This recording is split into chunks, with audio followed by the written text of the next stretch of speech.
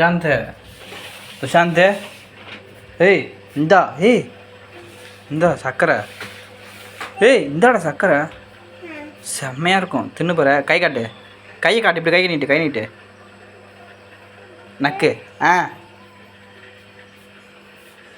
எப்படி இருக்கு ஆ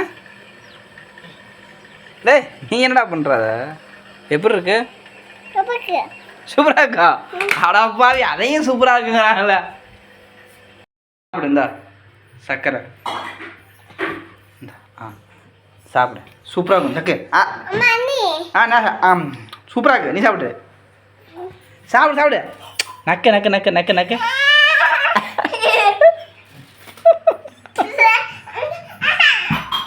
எப்படி இருக்கு விவரமாக தெரிஞ்சுட்டு சாப்பிட மாட்டேங்கிறியா